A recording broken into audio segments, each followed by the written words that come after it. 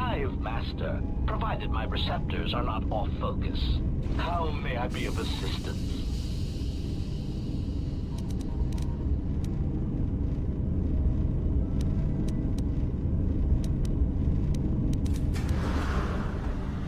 Answer. I am a survivor of the Harbinger, just as you were, Master. With the unexpected termination of my previous Master, you are the only organic which I may now serve. Answer. The captain of the Harbinger, Master. I was in transit to Telos to facilitate communications and terminate hostilities. However, we did not arrive at our intended destination.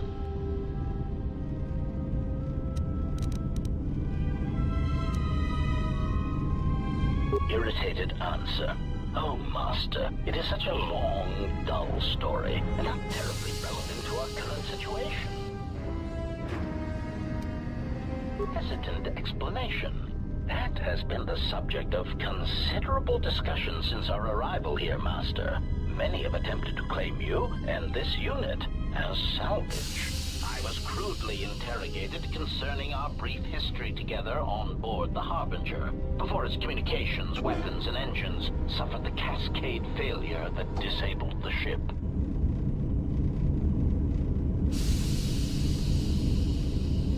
Speculation. It is possible you were incapacitated and locked in the well-shielded cargo compartment as the Harbinger was being systematically crippled, Master. Clarification. By locked, I meant sealed, Master. My vocabulator seems to be malfunctioning. Clarification. Yes, Master. No doubt the flurry of destruction on board the Harbinger somehow drugged you into a stupor from which you could not awaken. Most curious.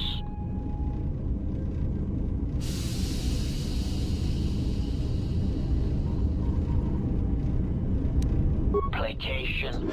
Merely a turn of phrase, Master. The implication that your state was due to the result of ingesting large quantities of Juma juice was unintentional. I meant to communicate only that you were somehow rendered unconscious before you were locked securely in the cargo hold. Clarification. By locked, I meant sealed, Master. My vocabulator seems to be malfunctioning. Recitation. Following the unusual set of coincidences that led to the cascade failure in the Harbinger's systems, we were boarded by a small freighter with unknown ID codes. It appeared that this freighter had been attacked, and the captain wanted to study it. This freighter appeared to be still spaceworthy. Your cargo compartment was breached, and you were taken on board the freighter shortly before the Harbinger's systems began to go critical. I, too, managed to board the freighter before the Harbinger's destruction. We were most fortunate to have survived, Master.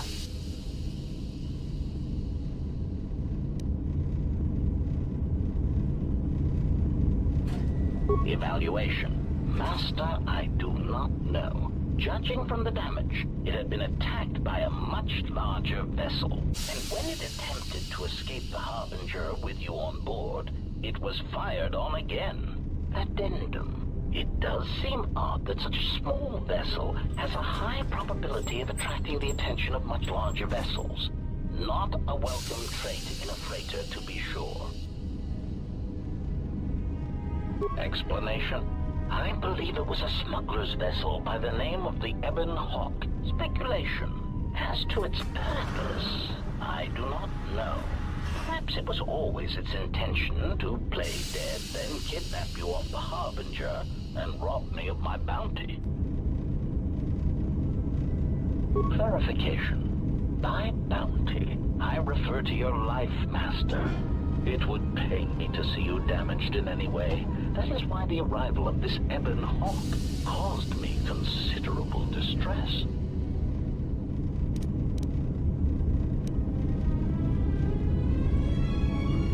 Apology. My memory core cannot provide a clear answer on that point, Master. Suffice to that once we arrived at this floating rock, our situation became much clearer. Explanation. Despite my market value, Master, the miners were far more interested in you. It did not take long for me to ascertain the reason for this. While an HK protocol droid is a valuable piece of property, Jedi are worth much more in certain exclusive markets across the galaxy. Painful admission.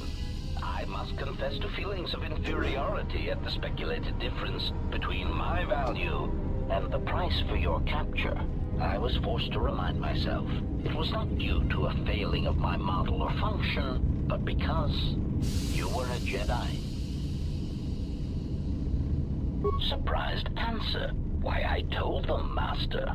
You are the exiled Jedi who served with Revan in the Mandalorian Wars, are you not? I hope all that has happened has not been the result of a miscommunication. If so, then the problem lies with the core word databases, which are notoriously spotty.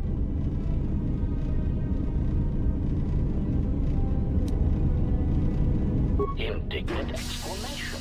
Master, I am only a protocol droid, but it is part of my function to know such information and relay it to any interested parties in the interests of terminating any potential hostiles.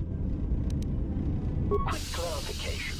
Apparently my vocabulator has suffered some damage, Master. I meant terminating any potential hostilities.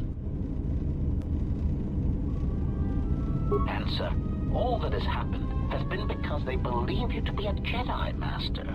They debated what to do with you as you lay unconscious in the medical bay. One group seemed intent on selling you as property. The other group opposed this.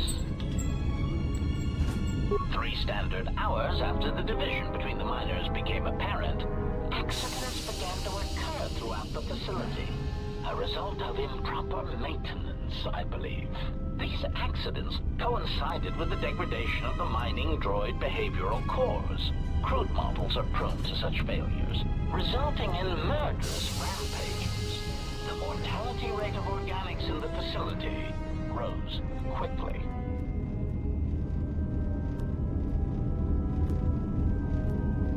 Many miners began to join you in the medical bay as a cascade of flawlessly timed detonations occurred in isolated gas pockets in the lower levels of the facility. The explosions herded the miners into emergency sections of the station, quickly and efficiently cutting them off from communications and facility control. But sadly enough, not the ventilation systems.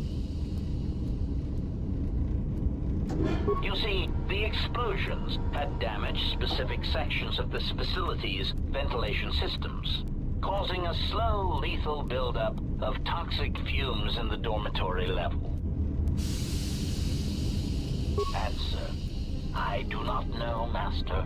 Ironically enough, any miner that fled to the dormitory level to protect themselves from the droids and the explosions would find themselves in a gas-filled death trap.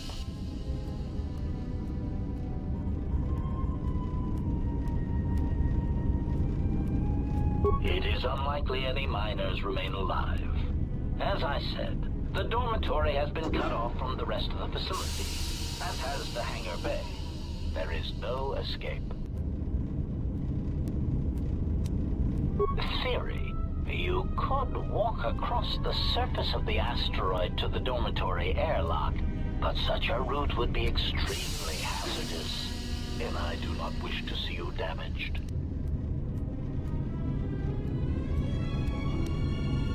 Warning, Master.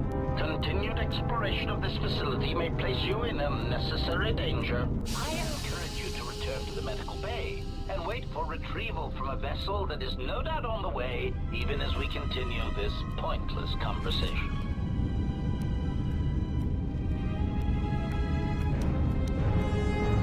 Weary resignation.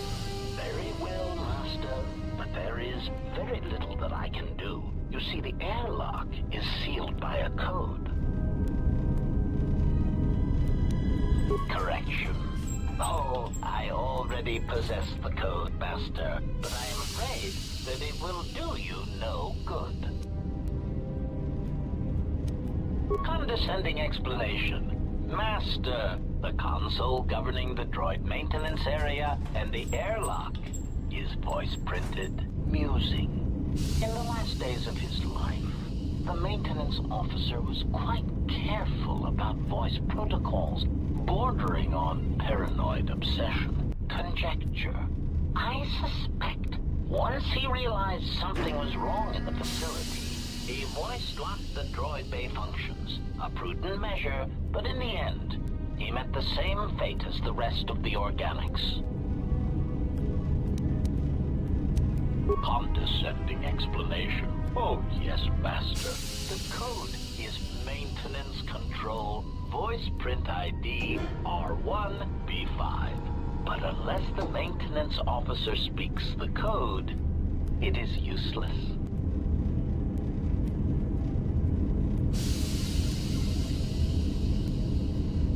Answer. Master, you cannot. You are trapped here just as I am. There is nothing to do, except patiently wait for whatever the future has in store for us. Of course,